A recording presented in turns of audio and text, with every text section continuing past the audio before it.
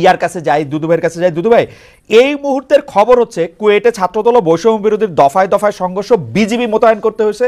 আমাদের দর্শকরা কিন্তু বলতেছেন যে যেহেতু ছাত্রদলের শক্তি এখন বেশি, ছাত্রদলই কিন্তু আসলে এই মারধরগুলি করতেছে এবং একটা দখলদারিত্ব প্রতিষ্ঠা করতেছে।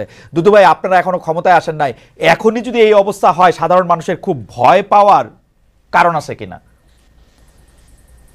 কোনো ভয় পাওয়ার কারণ নেই। খালেদ যদি শুনে যে কথাটা ওটাই যে বিশ্বাসযোগ্য হবে এমন নাও হতে পারে।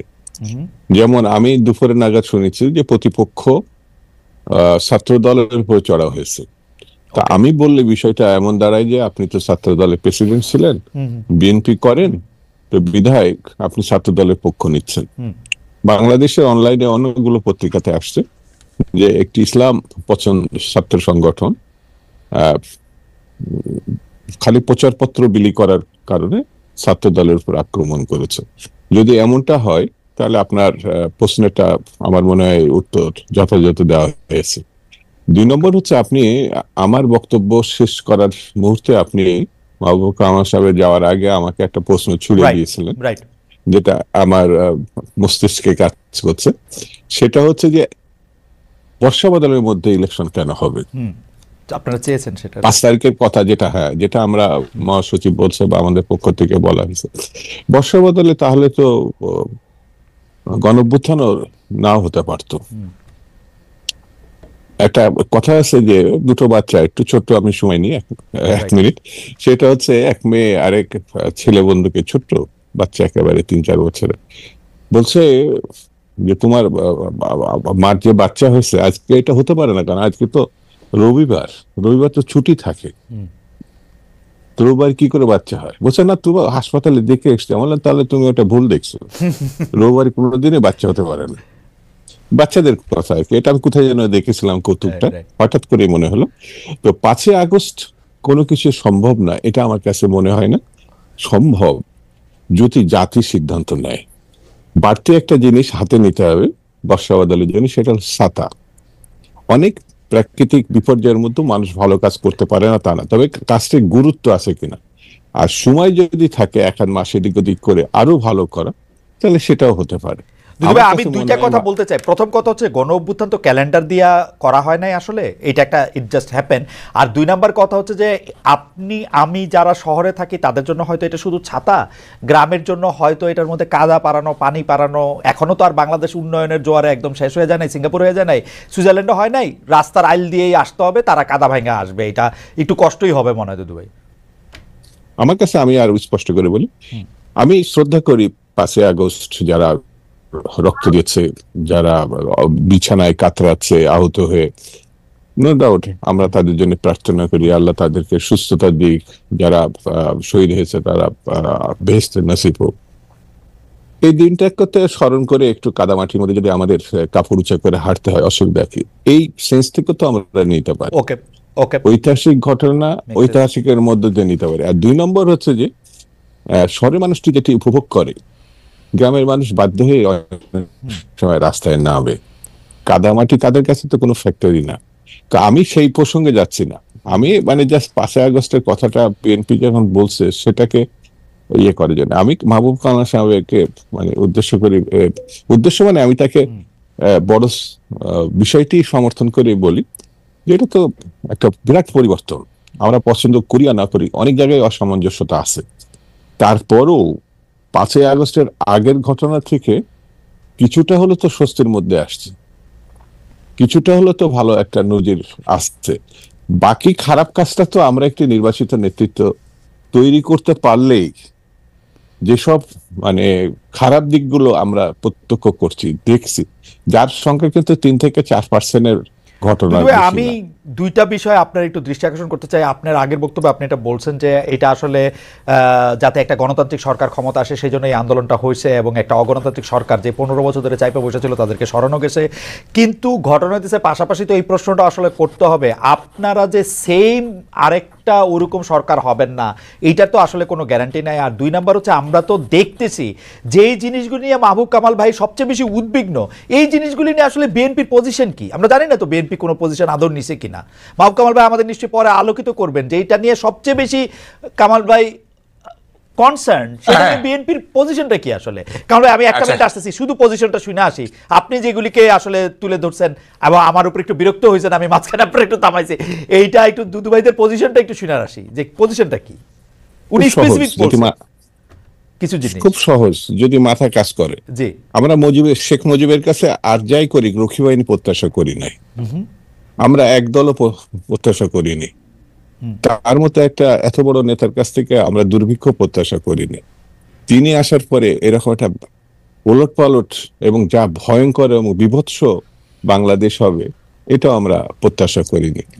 আবার সেই জিয়া রহমানের মতো, যাকে আমরা নেতাই মানিনি, যিনি স্বাধীনতা ঘোষণা করছেন বলে তাকে উপহাস করছে কেউ কেউ, সেই মানুষটি আবার সাংবাদিকদের লেখার সুযোগ করে দিবেন, দুর্ভিক্ষ তিনি এড়িয়ে জাতিকে মুক্ত রাখবেন, তিনি সকল রাজনৈতিক দলকে আবার রাজনীতি করতে সুযোগ, এটাগুলো তো কেউ জিয়ার কাছে প্রত্যাশা করেনি। সেহেতু আগামী দিন এই প্রত্যাশা না করার ঘটনাই তো তিনি ঘটিয়ে গেছেন বিএনপির মধ্যে দিয়ে। বিএনপির যত সমালোচনায় হোক না কেন, বিএনপি এরকম একটি প্রায় ১ শতাব্দীর আপনার কাছে মনে হয় না দুদু ভাই, সরকারি চাকরি থেকে এসে রাষ্ট্রের সর্বোচ্চ ক্ষমতাটা করা, এটা বাংলাদেশের রাজনীতিতে এটা আসলে ঠিক হয় নাই, কাম মানে যেটাই যেরকমই পরিস্থিতি ছিল না হোক না কেন, এটা একটা ব্যাড প্রেসিডেন্ট সরকারি চাকরি থেকে আইসা। যেমন আপনার কাছে মনে হচ্ছে না যে শেখ মুজিবের মতো এরকম একজন ব্যক্তি ওয়াদা খেলাপকারী হবে? না, সেটা আমার কাছে মনে হচ্ছে, আমি মনে করি না, মনে হয়নি বলেই তো আপনি মনে হয়েছে প্রশংসা। এখানে যদি আওয়ামী লীগের লোক থাকতো দুদু ভাই, আপনি আমারে ট্রাস্ট করেন, আওয়ামী লীগের লোক থাকলে আমি এই প্রশ্নটা এই তার সম্পর্কেই করতাম। আমি এইটা বলতেছি যে এটা একটা ব্যাড প্রেসিডেন্ট। না, আপনি খারাপটাকে আলোচনায় এনে ভালোটাকে খারাপ করা যায় কি করে? আপনার প্রশ্নের ধরনটা আমার কাছে মনে হয়েছে এরকম, সেই জন্য আমি ধরলাম, এছাড়া অন্য কিছু না। খালি ওকে, ঠিক আছে দুদু ভাই, আমি একটু কামাল ভাইয়ের কাছে আসি। যে কামাল ভাই, আপনার কাছে কি মনে হয় যে এই পজিশনটা যেইটার ব্যাপারে আপনি উদ্বিগ্ন, অর্থনীতির কথা আপনি আসলে বলেনি নাই, কিন্তু যেগুলি সামাজিক জায়গা থেকে যেই ব্যাপারগুলি আসলে এখন সামনে আসছে, সেগুলি থেকে কি বিএনপির অবস্থানটা স্পষ্ট? আপনি কি মনে করেন বিএনপি আসলে আমাদের এই পরিস্থিতি পরিবর্তন হবে? না, বিএনপির পলিটিক্সটা আসলে আমি বুঝতেছি না রিয়েলি। দুদুভাই স্বীকার করবেন না, বিএনপি এখন খুব বিপদে আছে। দুদুভাই এটা স্বীকার করবেন না। কি বিপদ? দেখেন, আমি বলছি, আমি কিন্তু 7 আগস্টে বুঝে গেছিলাম যে এটা -2 থিওরি। অনেকে কেউ বুঝে নাই, কেন বুঝলাম না। Tarek Rahman next available flight ধরে ঢাকায় নামবেন এবং উনি সেলিব্রেশনে যোগ দিবেন। That was expected. যেখানে আনসারুল্লাহ টিমের ইয়েকে ছেড়ে দেওয়া হয়েছে, তারপরে শিবিরের আপনার চিটাগাংয়ের ইয়েকে ছেড়ে দেওয়া হয়েছে, তারপর আরো অনেক জঙ্গি ছেড়ে, তারেক রহমানকে প্রেসিডেন্টের এক কলমের খোঁচায় উনি মানে কি বলে অ্যাকুইটেড হয়ে যাবেন এবং উনি চলে আসবেন, সেলিব্রেশনে যোগ দিবেন। তিনি আসলেন না। যখন আমি 8 তারিখ পর্যন্ত ওয়েট করছি, যখন দেখলাম যে 8 তারিখ পর্যন্ত তিনি আসলেন না, আমি বুঝে গেছি কেস খারাপ। তিনি কেন আসেন? হ্যাঁ, আসতে দেওয়া হয় নাই। Simple as that. K stop করবে তারেক সাহেবকে আসার জন্য? আমি বলি শুনেন, এইটা বিএনপি নেতৃবৃন্দ তো বলে যে আসলে আমরা কি আইনগতভাবে তাকে আনতে চাই, আমরা এটা লিগ্যাল ফ্রেমওয়ার্কের মধ্যে দিয়ে আনতে চাই। এগুলি আমি বিশ্বাস করি না। এইটা সরকার, ইউনূস সাহেব আসতে দেয় নাই, বা সরকার আসতে দেয় নাই, বা অভ্যুত্থানকারীরা আসতে দেয় নাই। এটা প্লেন অ্যান্ড সিম্পল। এবং দেখেন, এখনো পর্যন্ত কিন্তু তারেক রহমান আসতেছে না। এবং এখনকার সিনারিওটা কি? আপনার তো সময় কম। দেখেন, বিএনপি এখন কমন টার্গেট হয়ে গেছে। কমন টার্গেট এখানে জামাত বিএনপির বিরোধিতা করতেছে, বৈষম্য বিরোধীরা বিএনপির বিরোধিতা করতেছে, সরকার বিএনপির বিরোধিতা করতেছে। এবং আজকে যে কুয়েটের ঘটনাটা, এটা খুবই সিগনিফিকেন্ট। আমি কয়েকদিন আগে তৃতীয় মাত্রায় বলে আসছি যে আমি একটা রক্তাক্ত বাংলাদেশের ক্যানভাস দেখতে পাচ্ছি, এটা রক্তাক্ত বাংলাদেশ। এবং সেইটা আমার এই প্রেডিকশন ভুল হওয়ার কথা। আমার কোনো প্রেডিকশনই ভুল হয়নি, যাকগে অত ক্রেডিট নিতে চাই না আমি। কথাটা হচ্ছে যে একটা রক্তাক্ত বাংলাদেশের দিকে এগিয়ে যাচ্ছে। কামাল ভাই, আপনি এমন একটা কথা বলছেন যেটা আপনি আসলে আগেও আপনার লেখা এটার মধ্যে ইঙ্গিত আছে, কিন্তু আমি এই কথাটার সাথে সাংঘাতিক রকমের দ্বিমত পোষণ করি। আমি মনে করি তারেক সাহেব বাংলাদেশে এখন ফিরে নাই, এটা তারেক সাহেবের চয়েস। উনি কেন ফিরতেছে না সেটা দুদু ভাই কিছুটা হইলে বলতে পারবে, কিন্তু বৈষম্য বিরোধী ছাত্র আন্দোলন বা ডক্টর ইউনূস তাকে ফিরতে দিতেছে না, এই ক্লেমটার পক্ষে আপনার যুক্তিটা কি? দেশ চালাতেছে এখন বিএনপি, প্রত্যেকটা জায়গায় চাঁদার থেকে শুরু কইরা সচিবদের মধ্যে বিএনপিরে সালাম না দিয়ে সচিব হইতে পারছে কেউ? শুনেন শুনেন শুনেন, বিএনপি কে না, আমার একটা হচ্ছে যে আপনি একটু অন্যভাবে বলছেন। সরকারি সবকিছু দখল করতেছে জামাত, আর বেসরকারি জিনিস দখল করতেছে না, জামাতের কাছে গেছে হচ্ছে স্কুল কলেজ, না না অন্যান্য ক্ষেত্র গেছে। যাই হোক, এখন সেটা কথা না, কথাটা হচ্ছে যে এই মুহূর্তে যদি তারেক রহমান বাংলাদেশে আসে, হ্যাঁ, তাইলে মানে উনি পুরো জিনিসটা ওনার গ্রিপে চলে আসবে, হোল নেশন তার পিছনে চলে যাবে। তারপরও কেন উনি আসতেছেন না, কি কারণে? উনার ইচ্ছা, লজিক আছে, লজিক আছে। দুদুভাই আমার লজিক আমি দেই।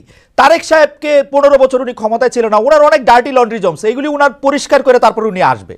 উনি আগে কেন আসবে?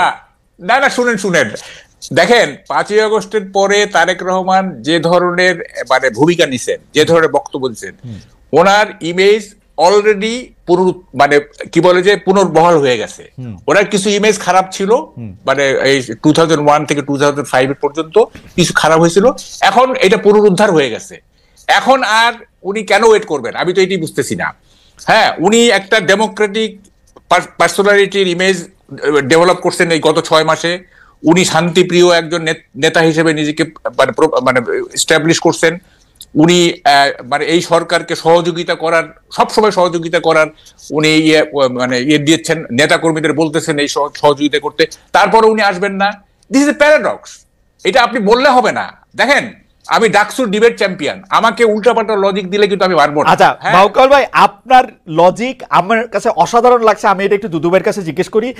দুদুভাই, আপনার কাছে কি মনে হয়? আমি শুধু একটা জিনিস আপনাকে বইলা রাখি, মাহকাল ভাই, এই পর্যন্ত সরকার আসার পরে যা কিছু হয়েছে, বিএনপি চায় না এরকম কোনো কিছু না। আমি খালি আপনার মনে করা দিতে চাই, এই বৈষম্য বিরোধী ছাত্রদের আন্দোলনের মধ্যে এটা হয়েছে, তারা প্রেসিডেন্টের সরাতে চাইছিল, পারে নাই। তারা সংবিধানের প্রোক্লেমেশন দিতে চাইছিল, পারে নাই, কারণ বিএনপি চায় নাই। আওয়ামী লীগের নিষিদ্ধ করার প্রশ্নে বিএনপি চায় নাই বলে তারা এটা করতে পারে নাই। বিএনপি এখন মানে কি বলে ডিফেক্টো ক্ষমতায়। তারেক সাহেব যেদিন ইচ্ছা এদিনে আসতে পারে। তারেক সাহেবের বক্তব্য মানে কি বলে, আগে বিসমিল্লাহ পরে সুবহানাল্লাহ পয়রা প্রচার করা হয়েছে সবগুলি সরকারি জায়গায়। আমি তো এরকমই দেখতেছি যে তারেক সাহেব অলরেডি ইন পাওয়ার। যাই হোক, আমি দুদুভাইয়ের কাছে একটু জিজ্ঞেস করি, দুদুভাই, তারেক সাহেব আসে না কেন? সরকার তাকে আসতে দেয় না, বৈষম্য বিরোধী ছাত্র আন্দোলন তাকে আসতে দেয় না। কামাল ভাই অনেক বড় সাংবাদিক, অনেক বড় থিঙ্কার এবং অনেক বিচক্ষণ ব্যক্তি। তো সেই হিসাবে কামাল ভাই যেসব কথাগুলো বলেছেন, গণতন্ত্রের একটা সৌন্দর্য আছে। আমি একাও যদি একটা বিষয় ভাবি, সেটা আমি বলতে পারি, ভাবতেও পারি।